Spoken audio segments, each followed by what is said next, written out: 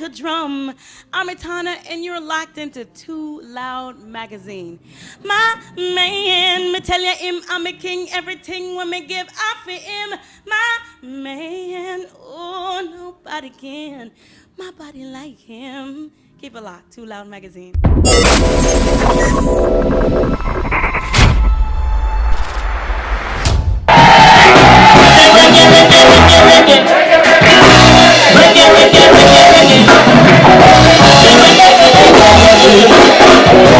And this is Ash Michelle. We have ETANA here. How are you doing? I'm good. I'm feeling good. And, I guess I'm charged. I'm energized. Yes. Yeah. Well, honey, that voice. That voice. Yeah, I had fun. Thank you. And your voice is so soulful and deep and rich. You really, it's unexpected when you hear reggae. Then you're like, whoa, this is like a real powerhouse. I mean, I'm glad that I'm blessed with the ability to write and the ability to sing. I think I was having a conversation with someone last week, and I said I could have been born with no talent, Right. and I'm happy that I am, that I get to meet people from all over the world and to hear their stories and to share love and positive energy. I think it's a great thing. I don't know what life. I wouldn't want to imagine my life without it. Yeah. At no point. Right. Yeah. Well, it's beautiful. And then in your music, you share a lot of stories and trauma, and it seems like you feel like that you should be spreading that energy around. Do you feel like it's your responsibility to do that? How do you know that? I can tell. You're too passionate about it. You can hear it in your voice, I'm telling you. Thank you. Okay, so the first time that I was ever doing music professionally, I was doing R&B rock music. And it was clean music, but for the most part, we had to be naked a lot and showing a lot of skin, and I wasn't happy about it. I felt like my talent comes from within, and people need to see and feel me. Instead, they need to feel me more than they need to see what's on the outside. And so that's when I walked away, and I thought it was a crazy move. I thought it was the craziest thing I ever did. But now I realize that it was just how it was supposed to be. It was meant to be this way. And now I get to write as I want to write, wear whatever I want to wear without showing all my skin first and, overshadowing my voice with everything else. Yeah, now I get to do it my way, and I'm happy. And that's awesome. And I know you grew up with like country music, and I know you dabbled a little bit with Klein. Was it a Klein song that you did? Let me see. So, my mother used to play country music every Sunday. Right. And she used to play Leon Rimes, Dolly Parton, and I remember one song in particular that she would play over and over. Stand by your man, tell the world you love him. After all, he's just a man. She would play it over and over, but it did something to me. Every time I heard the song, it would just, and then Whitney Houston, and then Bob Marley, and then Marcia Griffiths, and then Sizzla Kalonji, and then there was Pink, and then there was Mariah Carey and Stevie Wonder, and it just grew. My love for music just kept growing. So I do love a broad range of people because I love good productions and good voices. Beyonce. Name Any it. hip hop? Any hip hop? I know a lot of Lil genres Wayne. have. Lil Wayne. I love Kanye. I love Dr. Dre. I love Jay-Z. Do you feel like any of them influence your music a little bit? I would say I listen to a lot of Lil Wayne coming up. I'm not gonna lie. Wait a minute, are you ratchet on the cool? I know every album that he did. So we can catch you twerking. Okay. Mhm. Yes, I'm not gonna lie. I mean, I left Jamaica when I was 12, 11, roundabout, and I grew up in Fort Lauderdale, Florida.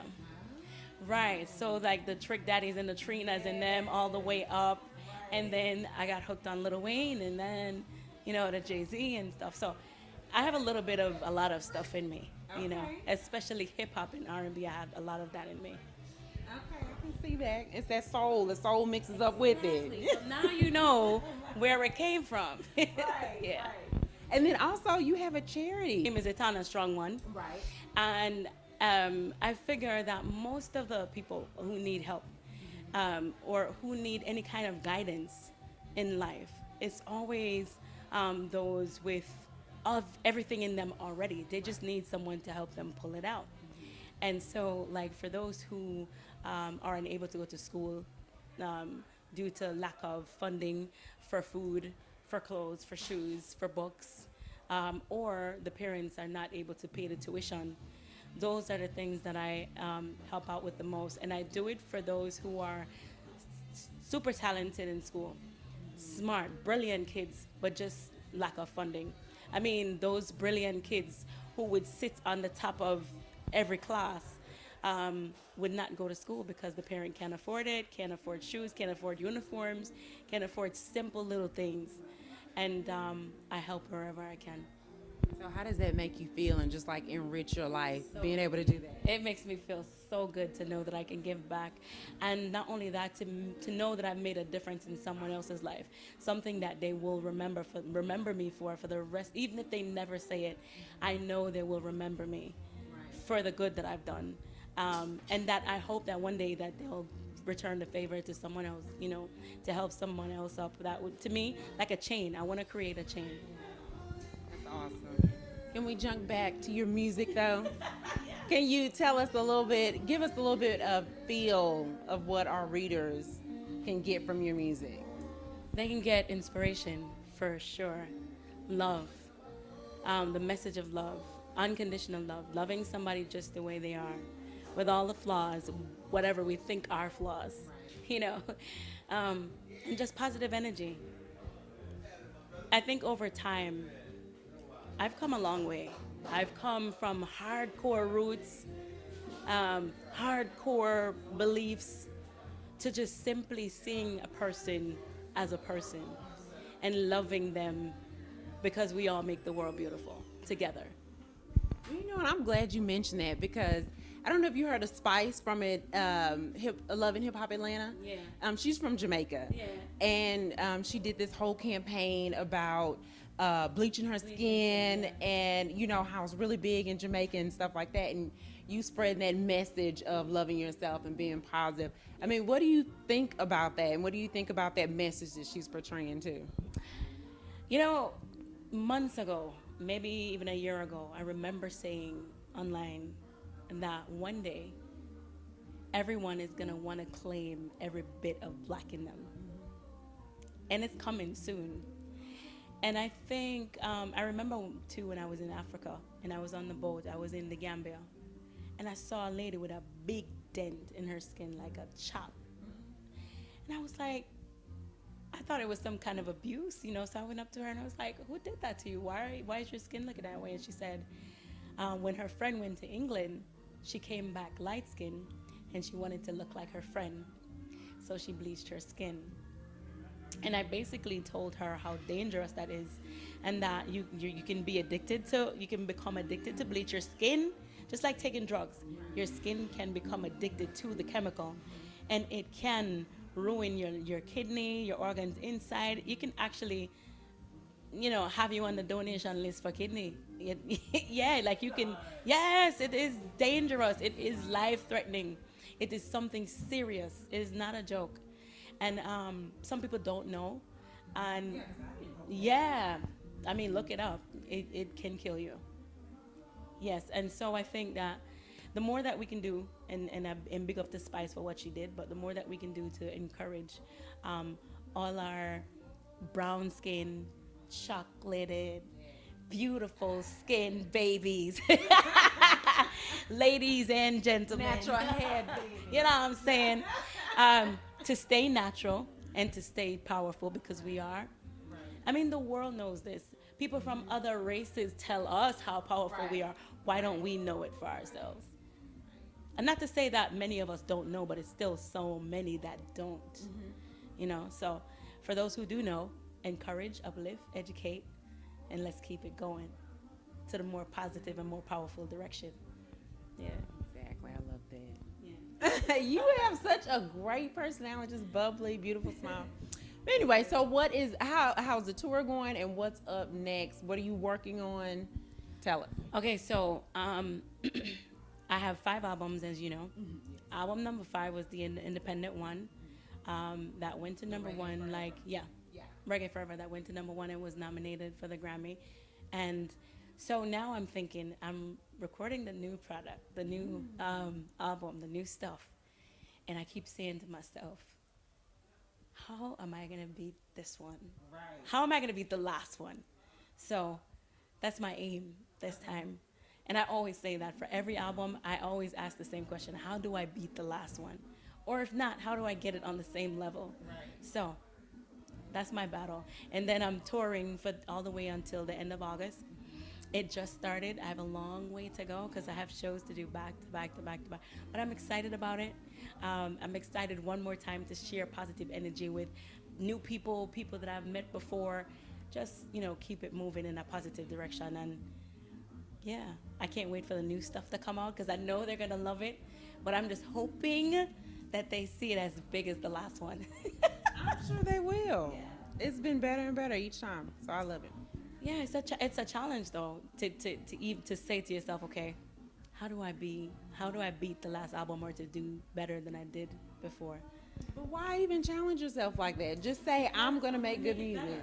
Because I want to make it better, and you can say that all day. I'm gonna. Mm-hmm. But you have to do it. Like saying it is one, but doing it is the thing. Mm-hmm. Like you just gotta get it done, and that's how I feel. I gotta get it done. So when do you know that you think you have the album that has topped the other album? I follow my heart. Okay.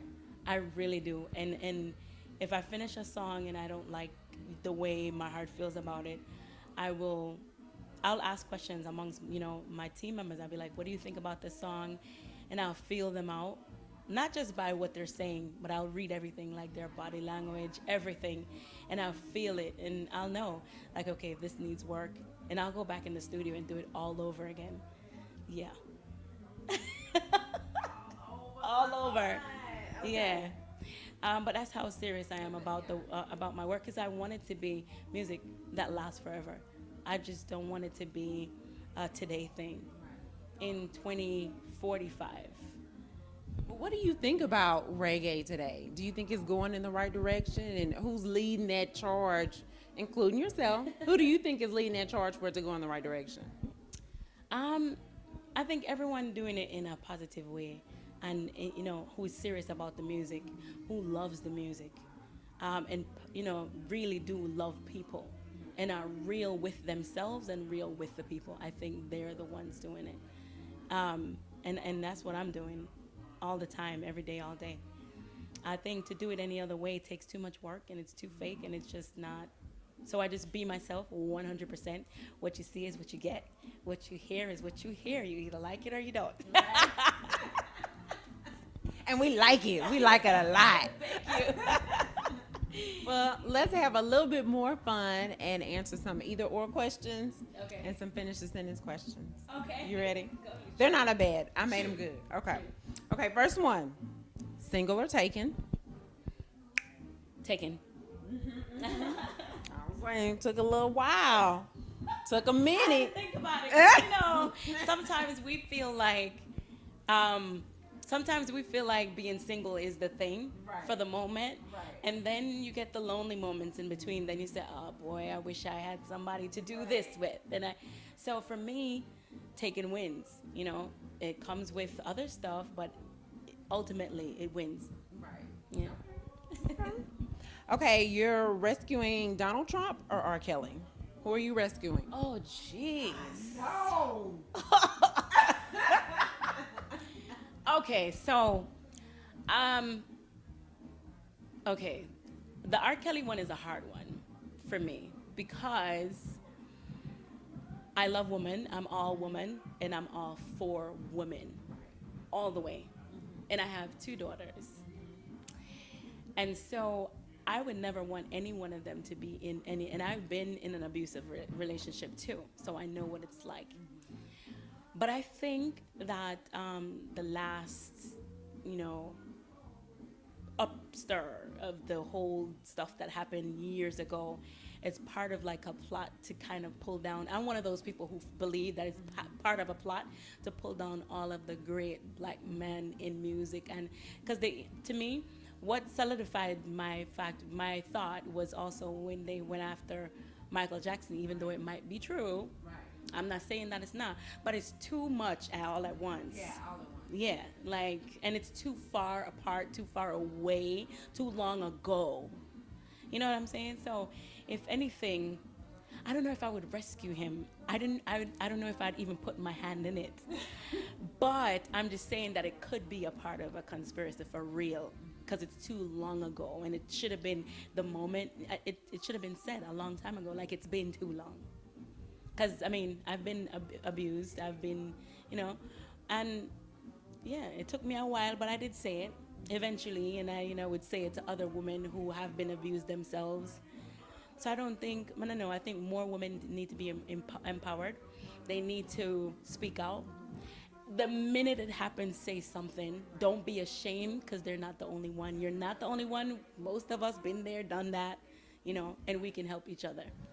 And hearing voices like yours say that, it helps women. So yeah. And so rescuing now Donald Trump, oh jeez. He's the president of the United States. That's it. That's all I'm going to say. It is what it is. Because politics is politics. Right.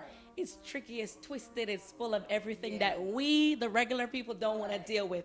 Right. We just want good health care. Right. We want to be able to take care of our families. Right. We want to be able to go to school, get education, live comfortably, at least work hard enough, achieve. Right. That's what we want. Politics are politics. So I don't think I'll ever go back to, talking much about them, because their world is so different from ours.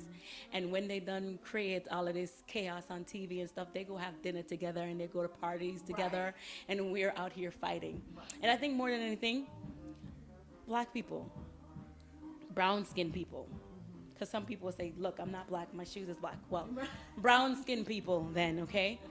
I think that we need to stop fighting over prejudice talks, or stop having prejudice talks, and stop talking about Democrat and Republican. We need to stop having that conversation. What we need to be having is, how do we do better for us?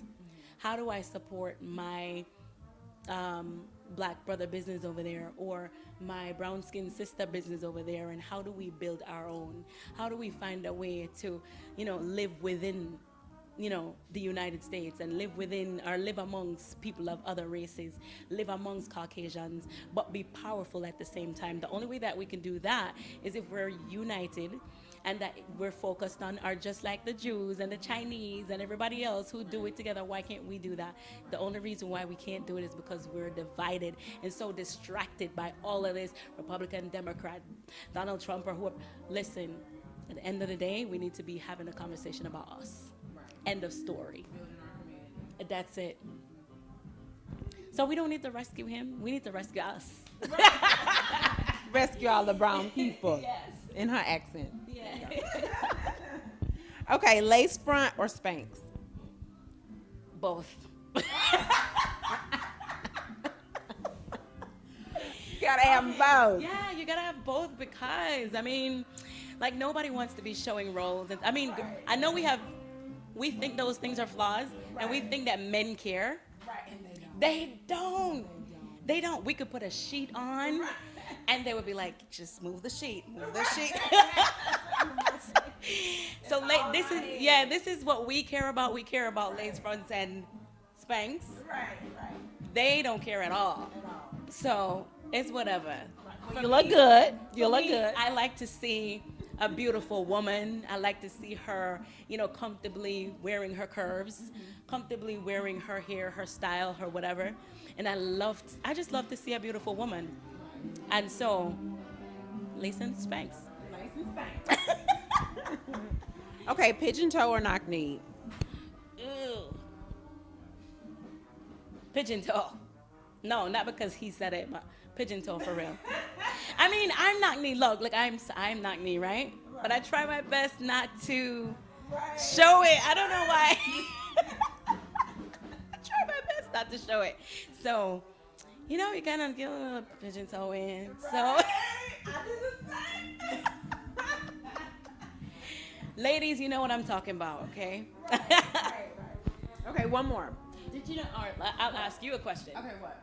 I'm good. Jamaicans have a talk that when it's a little knock knee, that it's a little tighter. Well, then I'm tight because I'm always trying to straighten it up.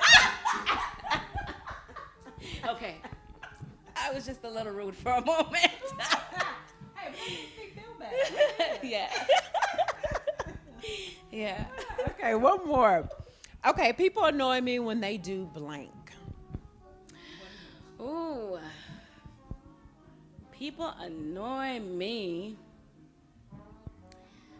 when, people don't annoy me much, really. The only thing that I don't like trolls.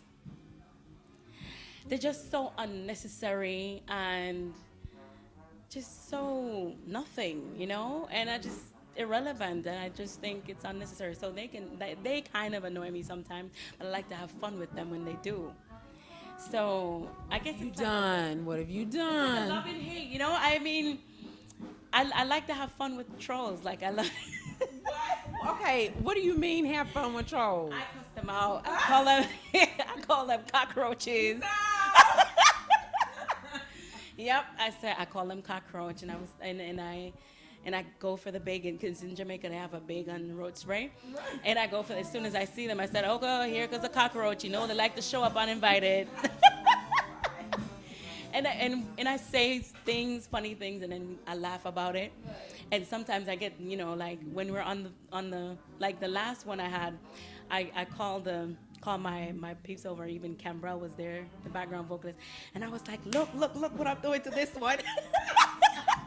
And I get a whole friendly thing out of it because it's just so stupid. But so I laugh about it.